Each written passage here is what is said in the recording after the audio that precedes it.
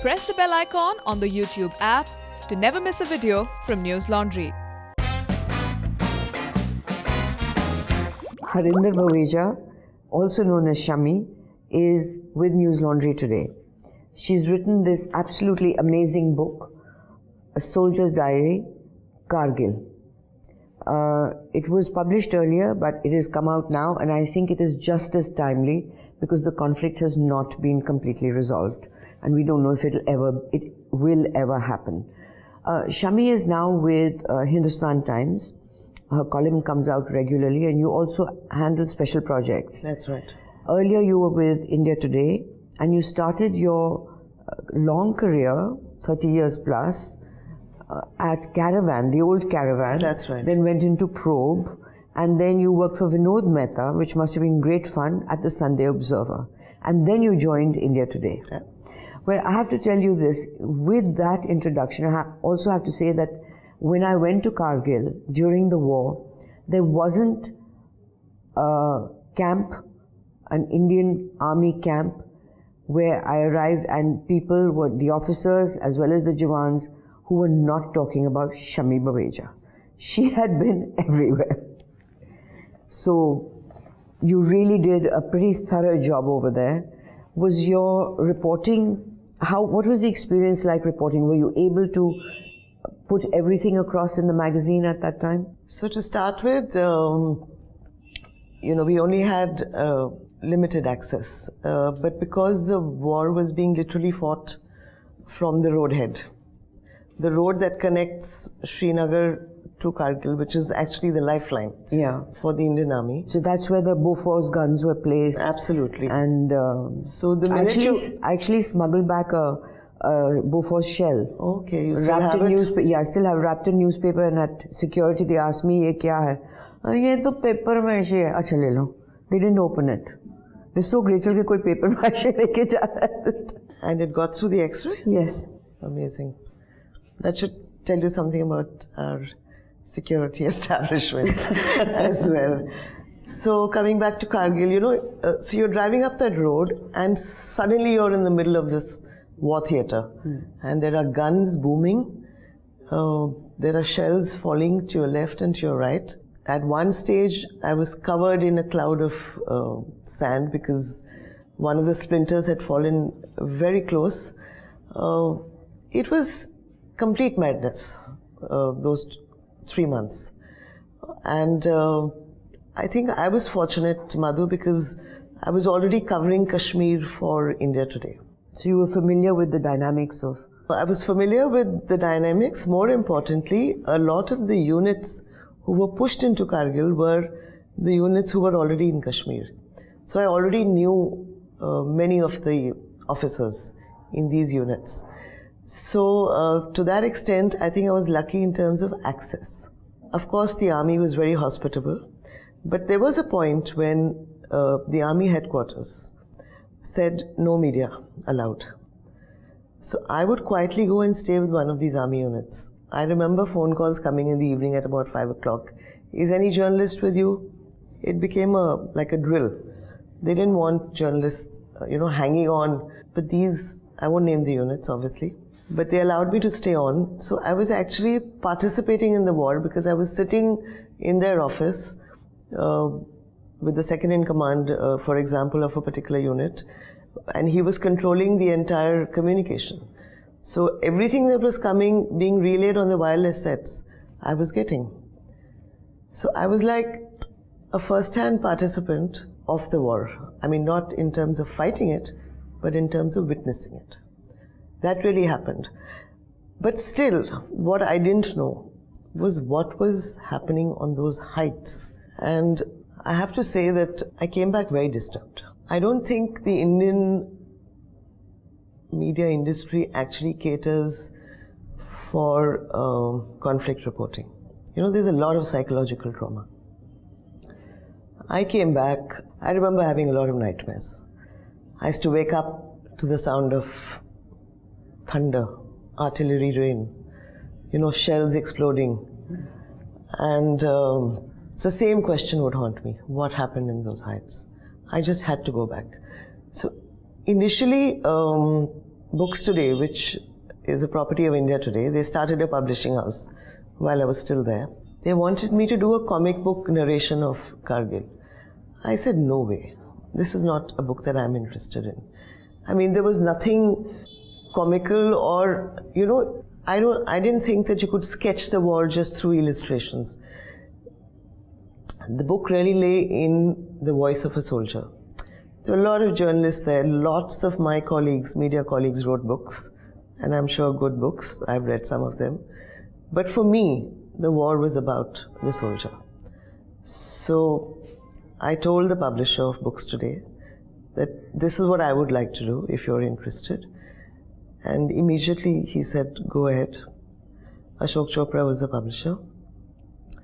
I said, I need to go back because by then the ceasefire had happened. And if you remember, Nawaz Sharif had been called to Washington by Bill Clinton at that time and made to give an assurance that he would withdraw the troops from there. So I went back, and I went back pretty quickly, maybe within 2 weeks of the ceasefire, and everything had changed, In what way? Soldiers were playing football. So the same theatre where you were in a near-death experience. So on the ground, a little bit had changed, but of course the units were very busy doing postmortems. By then, the army has a process in which you do an action taken report. So they had compiled the action taken reports by then. And luckily I got access to so many of those reports. So actually the book is sourced from a lot of the army's own files. And that gives you their experience really of what actually happened. It's not what we thought sitting in our drawing room in Delhi.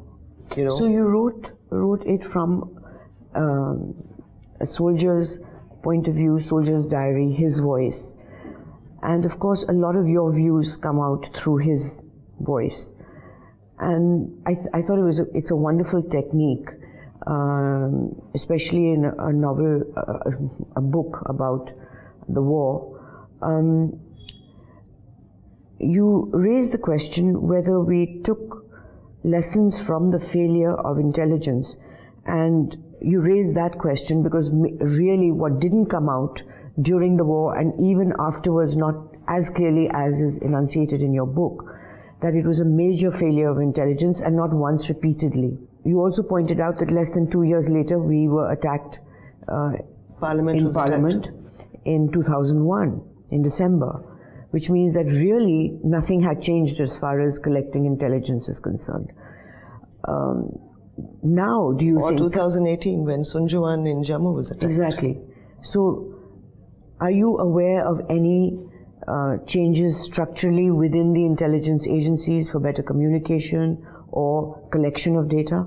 So essentially what happened after Kargil is, this high-powered committee was set up under K. Subramaniam, a very well-known strategic expert.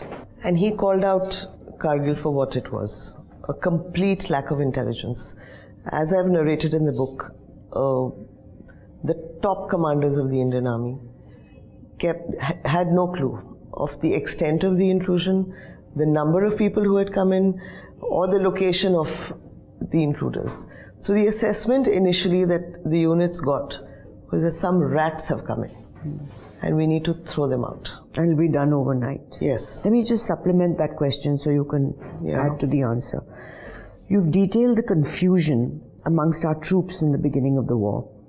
The intrusion being treated as, you said, just a few rats, a few terrorists. They downplayed the seriousness of the situation. In fact, General VP Malik was in Poland and didn't return. That's right. It was a poor shepherd, Tashi Namgyal, who was first to inform the army while he was who was slapped and told, "What rot are you talking?" Sorry? Apparently he was slapped and sent off, saying, "What rot are you talking?" That was Harinder Singh who slapped him? That was the brigade commander, yes. Okay. And he was looking for his yak, and he found these Pakistani soldiers patrolling the area. In the end, do you blame Brigadier Harinder Singh, who was in charge of the Kargil sector, or do you blame General Malik? I mean, we'll come to Surinder Singh later because that's a whole book by itself of what happened to him. And I want your views on what you think. But initially, when these reports were coming in and troops were sent in without proper equipment, without proper clothes in freezing weather, you've detailed every single issue that they didn't even have maps, current maps of where they were going. The maps were outdated, Madhu, because of the snowfall and then the snow melting. There's a lot of soil erosion, so the topography changes, and that changes the features on the geographical features. The maps had not been updated. So soldiers slithering through snow, not equipped, not with proper shoes, not looking for features, winter clothing, and not knowing the size of the enemy. They were told there are 3, 4, 5, 6 people, and then when they get there, they're encountered by full battalions almost. So they're slithering in the snow looking for features, but those features don't exist because of soil erosion. They're looking to take cover behind features that are mentioned on those maps, but those features don't exist. And then they're like sitting ducks. You know, Pakistan had the advantage of height. So each time we tried to make our way up, they knew where they were. They knew, I mean, they were the ones who started it, so they were prepared with bunkers, with equipment, everything, and food supplies. In fact, the army in all its briefings denied the fact that the Pakistanis had bunkers, but the action taken reports make it amply clear that they had proper concrete bunkers. So in one of the reports, the commanding officer says that they did not have the equipment to burst concrete, which was a real disadvantage for the Indian troops. And we'll come to the diary, the Pakistan and they were maintaining diaries, the of course. Yeah, so we come waiting for helicopters to come in with the supplies of cakes and cigarettes. Yeah. And, I just want to read a paragraph for the readers.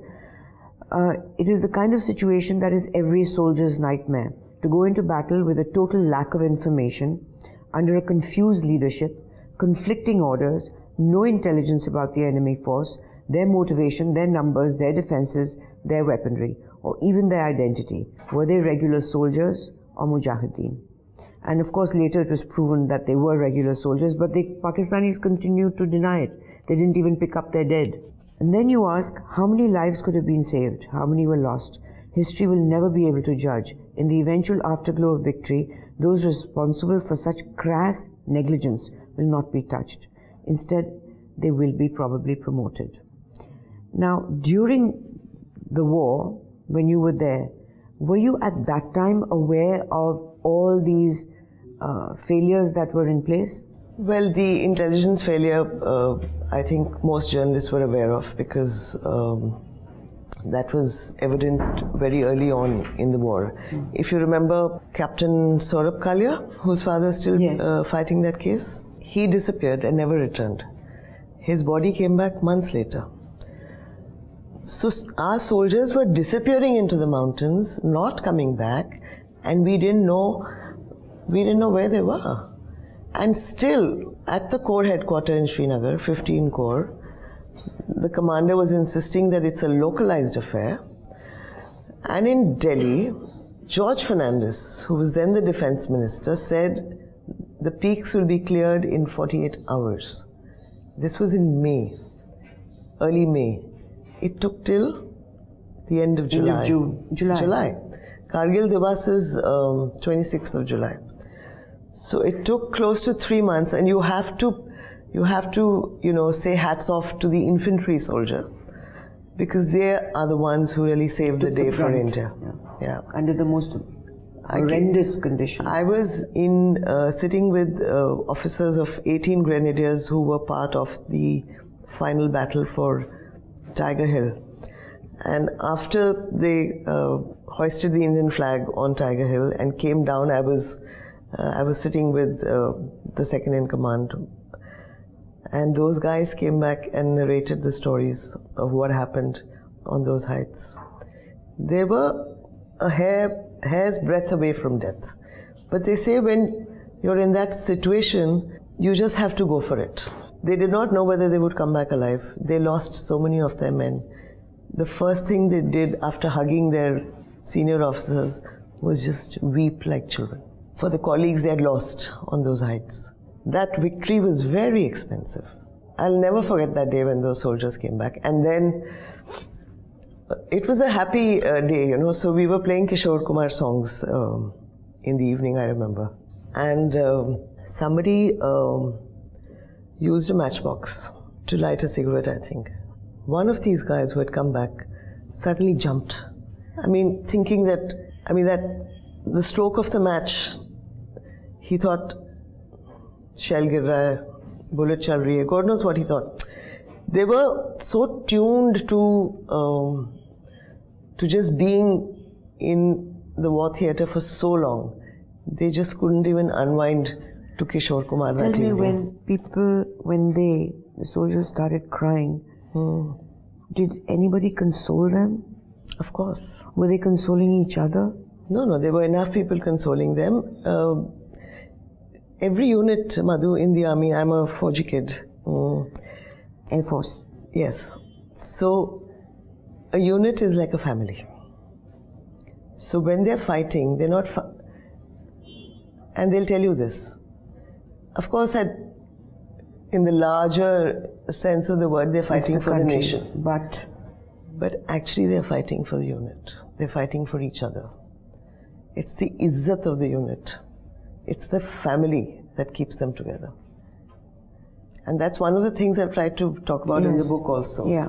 You talk about this sort of when junior officers were trying to communicate the truth, and you say that Brigadier Harinder Singh was in a somber mood. He gave his instructions to Arun to divide the company into section groups and place them around Tiger Hill.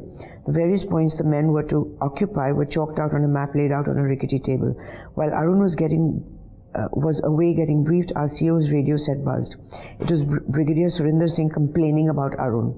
"This officer is arguing too much," screamed the brigadier commander. "This is the task that I've been assigned and I want it done." A little later, visibly angry Arun strode into the tents where we were seated. "They have no information," he burst out.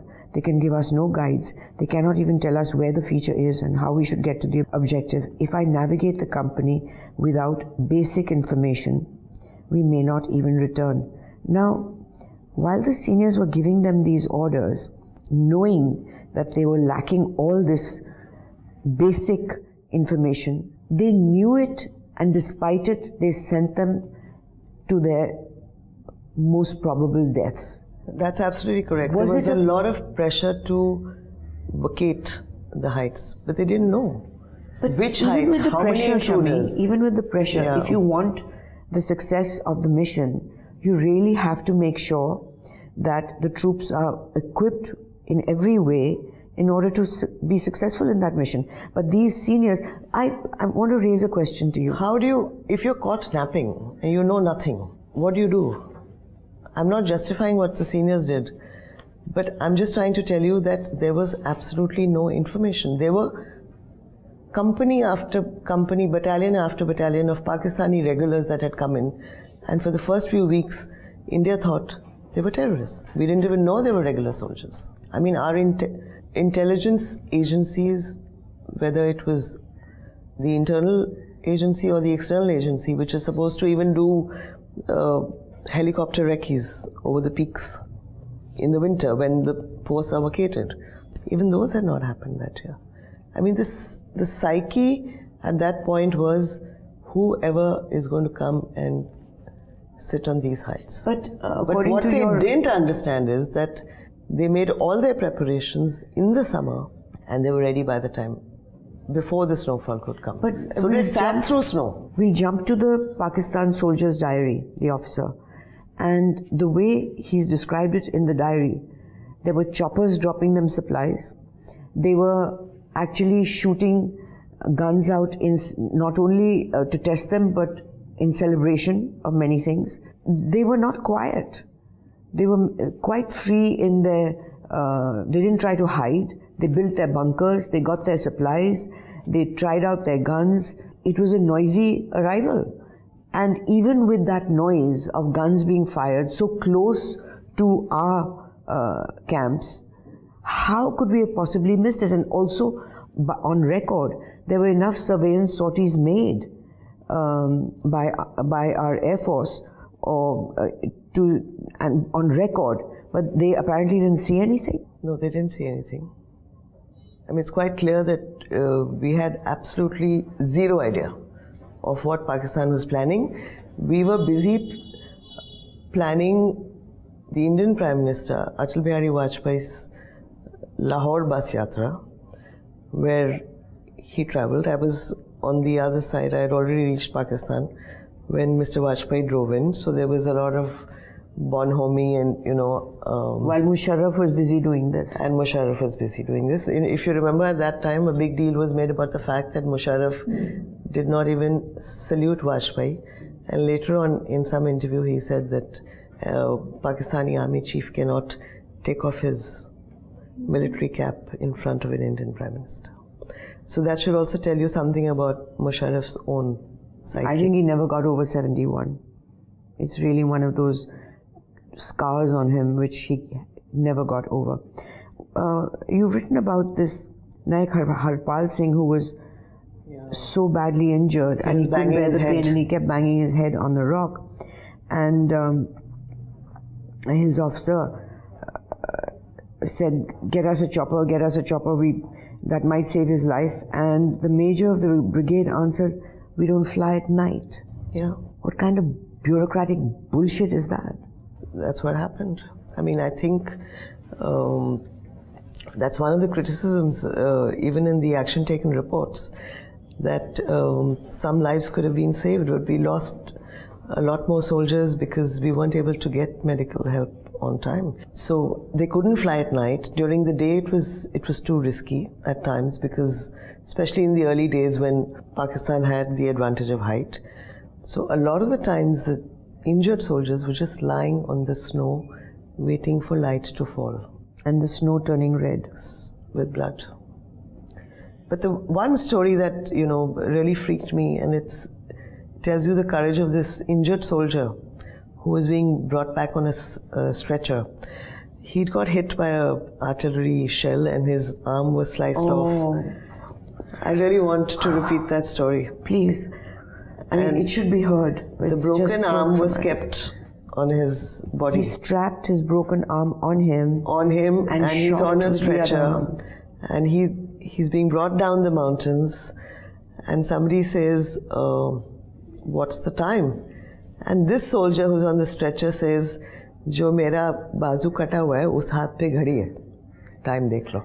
It's important to tell this story because it's important to again make the point that it was these soldiers and their grit and their determination which saved the day. Now, while you were covering the war, during the conflict, while you were there, were you aware of all these issues that came out, of the bumbling of the top brass, the lack of equipment for the troops, no proper maps, lack of firepower, guns and ammunition, untrained, as you wrote, some soldiers were given new guns at the last minute which they didn't know how to even fire. They were without sleeping bags in sub-zero temperatures, inadequate boots, the whole mess. And you were working for a weekly at that time. Fortnightly, actually. At that time it was still fortnightly, or Toba, even worse. So, were you able to report all these failures at that time during Not your in coverage? this detail. Not in such great detail because the postmortems hadn't been done.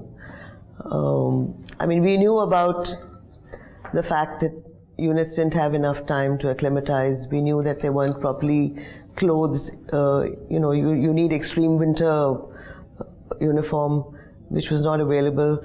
But the extent, regarding the maps, regarding them carrying missiles up to 17,000 feet, and the CO shouting, open up, fire, fire. And they don't fire. Why?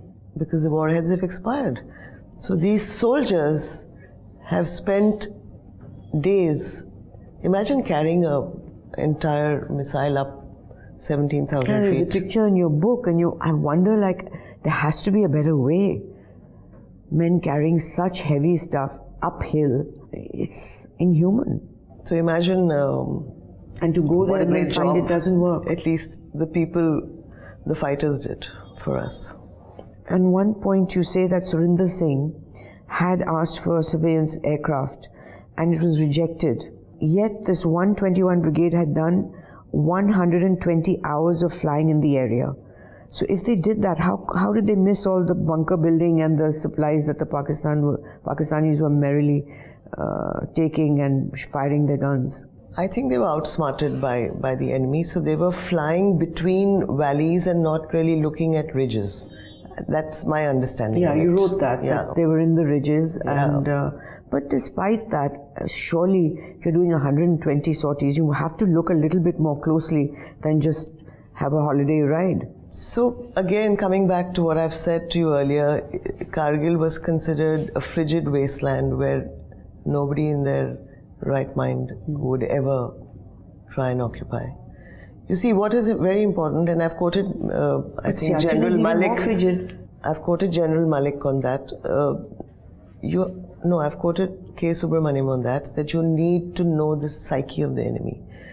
Without understanding the psyche, you will not be able to prepare your counter strategy. And Kargil was in 1999, we are in 2018. We continue to be hit because we have not paid enough attention or given enough time to understanding the psyche of the enemy.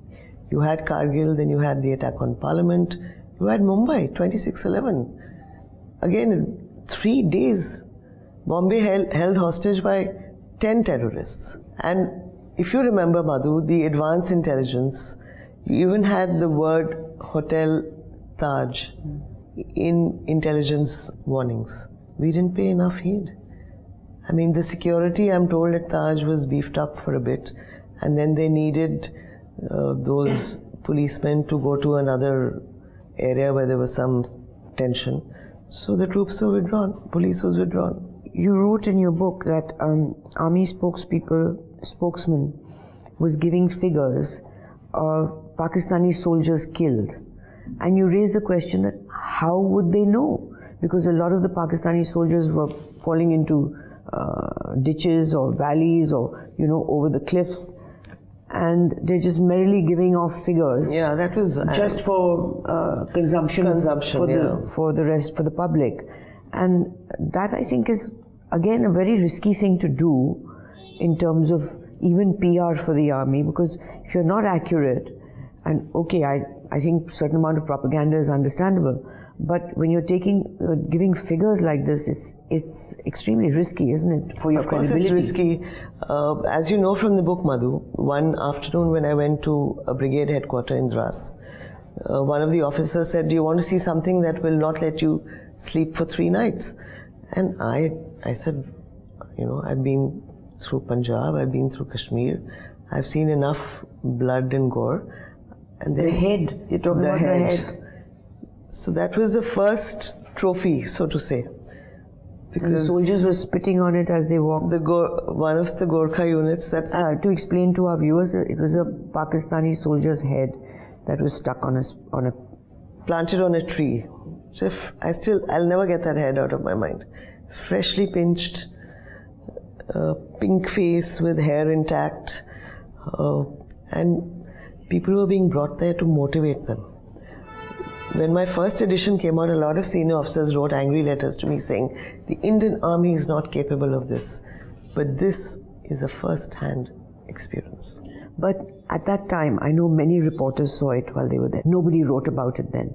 So I want to ask you that when you're in the middle of the conflict, of the war, and you know certain things could demoralize or damage the army in some way, negative reports about what they're doing, you suppress it? Well, I didn't know about, you mean why I didn't write about the head for India this today? was an argument in the canteen in the hotel that we were all staying in almost every night, that people were shouting and fighting about patriotism versus truth. Is your first dharma journalism, or is it to your country? And there is a conflict within almost every journalist that there was a huge I don't have argument. a problem answering this question. My first dharma is journalism.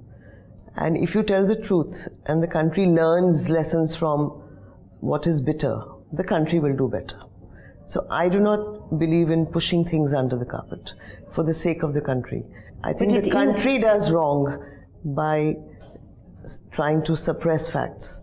And it's when you do that and you don't, stare the problem in the eye is when you get into further trouble. So you're saying suppressing it is actually anti-patriotic? It's anti-national, I would say. Yeah, I would go to the extent of saying that suppressing, any government suppressing information is an act of, is anti-national. Because it doesn't allow you the to people see responsible to correct it and absolutely improve. So by suppressing it, it's the country that loses out. Of course. And the only person or people who gain advantage is basically for their PR, which damages the country. So they don't want to win to elections. I mean, if you remember, Mr. Vajpayee had early elections based on the patriotic fervor that was generated around the Kargil war. Now, of course, that was one aspect of the war. Ministers, chief ministers saluting, dead bodies of our soldiers, and they should be saluted. But I don't think what the media wrote in the beginning, and maybe I'm included in that because we didn't know the exact details of the war at that time, but the war had been prettified. It was the first television war, let's remember. So there were a lot of fervor, jingoism. And mistakes made by journalists. Dil mange reporting more. things live which they shouldn't have at some point. Well, I don't know. General Malik has written about that in his book, that the particular reporter came to him and asked him that, did my transgression lead to deaths? And General Malik says, no. So that's there in his book, and he was the army chief at that point. Yeah, no, I'm not talking about any particular journalist, but I know one journalist was reporting an impending attack on Tiger Hill, and he was in a chopper, an army chopper, and when they heard about it, the chopper was turned around and he was sent back to Delhi. That has not been reported. But I want to ask you again, did you at that time report the head? I don't think I did. No, you didn't. It was because that story nobody reported, actually. Yeah. Nobody reported. The first time I read it is in your book. So you did suppress that information because you knew... No, I don't think I suppressed it. I think we had a discussion in the office on that.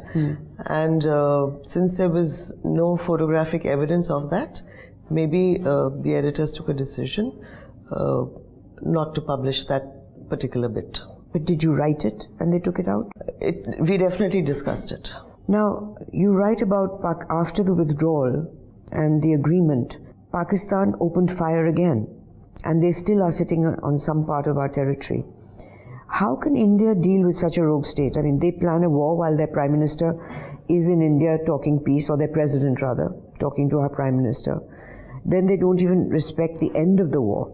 So should we negotiate with their government at all? Shouldn't we be negotiating with the real people in control, which is the Pakistani army and ISI? So that's a question that's been answered often, and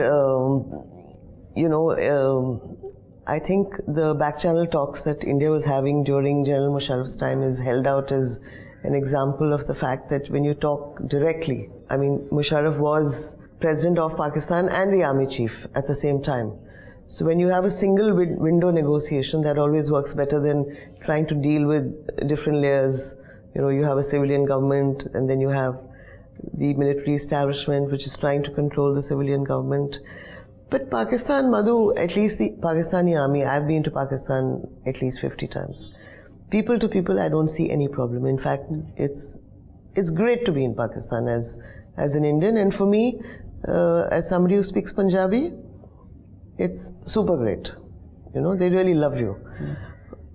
The problem is between the power structures. I do find, though, I also speak Punjabi and I've been to Pakistan many times, I find their hospitality a little chauvinistic and grating to sort of make an impression, and that really we do fall for it.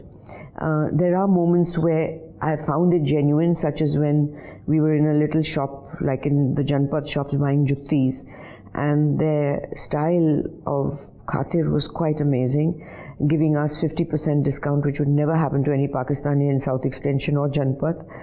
And the owner was answering a phone and saying, India se mehman aaye hain, aap aake dekh lijiye. Oh. I mean, it was really quite amazing. But on the other hand, I did shoot with a friend of my grandson of one of my father's old friends from Lahore. He was taking me around. He said, "आप सिर ढक लीजिए और यहाँ समझेंगे कि आप कराची से हैं, आपके कपड़े कराची जैसे हैं." So I went around as a Pakistani, and the kind of venom I got about India on camera was quite different from the kind of people you meet socially. And then it opened my eyes that, you know, there's a difference on what they are to us socially, where there is a veneer of hospitality and warmth, and what they really feel when they think they're speaking to a Pakistani. So there is that difference. But Pakistan still occupies some of our territory. A decision was made at that time to not escalate the situation, try not to get it back. One, did you know of this then? And also you've written that we didn't really win the war. If we had, we wouldn't be sitting eyeball to eyeball with them today. So that's true. Two questions. So a ceasefire was negotiated, and I think it worked in India's interest as well, because remember, by the time you had the Pakistani army withdraw from those heights, it was already end July. So if the United States of America had not stepped in and negotiated that particular ceasefire, imagine going into a winter with the heights still occupied. I mean, what would that mean for India? Pakistan had its bunkers and its snow clothing and everything. They were sitting quite comfortably. I don't think we were prepared to wage the battle through the winter months. So are you aware of what Clinton threatened him to force him to? I mean, I've read reports like you have, and clearly Nawaz Sharif was told that, you know, he has to respect the line of control. I think what worked greatly to India's advantage was that we did not cross the line of control. And a lot of the soldiers felt that was unfair. Yeah. They wanted, especially the soldiers, as you wrote, who had lost their colleagues. Even the Air Force was handicapped. I mean, Preston, the Air Force, also we lost 2 aircraft at that time. But the political decision was not to cross the line of control, and that, I think, diplomatically really helped India. You've written that Siachen costs 4 crores a day, and Kargil cost us at that time 10 crores a day. Neither country can really afford this. How can it change? Is it possible? I don't know if we'll see change in your lifetime or mine. You know, you read Hussein Haqqani's books on Pakistan, and he knows his country really well. And he's quite clear that the army is brought up on this rich narrative of India is the biggest enemy. So India does have a genuine problem when it comes to terrorism being exported from Pakistani soil. Our best bet is to strengthen our own capabilities and capacities, you know, in preventing attacks. I mean, whether it's a Mumbai or after that Uri, what happened in Uri when we lost 18 soldiers? A suicide squad comes in. And it's a high security area. It's a high security area. They're cutting the wire to gain. They didn't shoot their way into the camp. They managed to cut the concertina wire, undetected, unknown to us. So, like I said, our best bet is for us to improve intelligence. But one of the things that came out also, besides the intelligence, was also the lack of coordination between the military intelligence, RAW and IB. And that was a problem that America also had to admit to after the postmortem of 9/11, because the CIA and FBI were not sharing information, and if they had if it had been pieced together, they would have possibly been aware of what was to come. Now, have there been any changes in coordinating these three? Yes, we have made progress on that front. So we have now something called a multi-agency center, MAC. So MAC is housed with the Intelligence Bureau, and all agencies in the business of gathering intelligence have to report into MAC, and MAC then analyzes all the inputs. So whether it is military intelligence, RAW, paramilitary forces, any security related agency now inputs into MAC. Now, I'm going to end with the Pakistani officer's diary, because that, I think, explains a lot. He wrote that he fired a 12.7 HMG to test it. And then they were doing it 6 months. This was in February 3rd, on February 3rd. They were doing it 6 months before the war actually broke out. On the next day, he writes, Zulu decided to check the guns. So the clear sunny day was celebrated in the roars and thunders of 105mm mountain guns. Roars and thunders go undetected. And then a week later, he goes to their saddle camp, and he wrote, received by Captain Sala. I wish I didn't have to say Uddin. Leave it at Captain Sala. Uddin. He welcomed him with SMG fire. वो तो तमाशे कर रहे हैं. And they didn't even try to be quiet. And then choppers were flying in with their supplies, and they played around with their guns in what he calls enemy imagined positions. It's unbelievable that they were It's just... unbelievable, but you know, the other diary that I managed to read but didn't get a physical copy of, so that's not a part of this book. But Musharraf visited Indian territory at that time to meet these great intruders. Pictures of that, yes. So, good question. What was India doing? Now, Surinder Singh's story, was he at fault or was he a victim? Because, you know, Praveen Swami, a lot of so there are multiple. I mean, I think it's a very layered question, and I haven't really done a detailed study of Brigadier Surinder Singh himself, except for the bits which are in my book regarding how he responded once the war actually started. So it would be unfair for me to... because there's sort of contradictory facts that one has to look at. One is that it did go undetected. It was a shepherd that came down and told them. And but on the other hand, he has documents to prove that he had asked for heightened surveillance, and it was ignored. But he did seem to see it as a holiday posting also. So it was called the Honeymoon Brigade. Exactly. So, and then it sort of goes from bottom up, that all the warning signals were ignored. And even while in the start of the war, the first couple of weeks, where everybody was, the top brass and the government was saying it's just a few intruders, George Fernandez saying it'll be cleared in 48 hours, and the soldiers are listening and saying, how is he saying this? How can we clear this in 48 hours? This is war. This is not a little skirmish. So, in the end, did the right heads roll for a lesson to be learnt, or was it a major cover-up?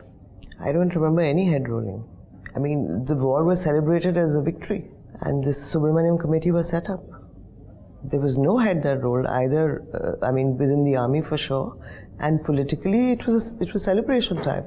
So that's a dead, demoralizing impact on the troops who actually suffered. And my final question is that, do you think in the end it boils down to a very archaic thing, that it is actually a class problem?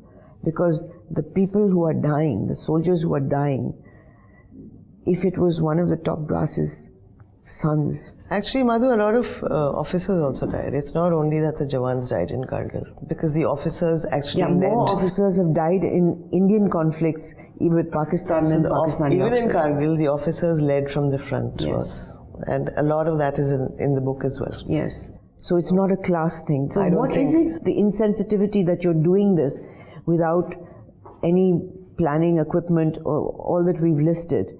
What is it that makes them so oblivious to what was required at that time, that they could be actually so heartless, the ones who are not facing the enemy? So we have something called the war games, and in one of the war games, an officer actually presented a scenario in which Pakistan could come and occupy and it was scoffed. The same heights. Yeah, and he was scoffed off the stage. Yeah. He was told that you're imagining things. So the people who, the really senior officers who sit in South Block in Delhi, the decision makers, the visionaries, so to say, the military visionaries, had just closed their minds to any such possibility. So I think when it comes to your border with Pakistan, you really have to be completely vigilant and constantly analyzing the psyche and looking at the worst case scenarios from where you might get caught. And look at any kind of possible madness. Yeah. We're looking at madness. This was madness, boss. There are soldiers sitting through, 10, 12, 15 feet of snow. I mean, our infantry soldiers were able to match their grit and determination of those guys. Yeah. Sitting Despite everything. Yeah. The rumor mill has it that there will be a war just before 2019. You think it's possible? I actually shudder when each time, obviously we've all heard this theory, war is such nasty business. You can start a war, but can you really stop it? And we're nuclear neighbors. So, the surgical strike was one thing. Even that led to some tension in the relationship, which is already very tense in any case. But was the surgical strike even worth it? Look at the number of attacks that have happened after that. Of course, there is, like you said, another view that the surgical strikes were also done so that you can take political ownership. And even till today, it's 2 years since the surgical strikes, but they are being used politically. They were used in Parliament the other night when the no confidence motion was being debated. So I don't think you should use the army politically. Well, thank you very much, Shammi. And I want to show this book again to our viewers, A Soldier's Diary, Kargil by Harinder Baweja. Get it, it is gripping. Even for me who finds this like war stories difficult to read, it is absolutely gripping. Go get it, read it. Thank you. Thank you so much for having me.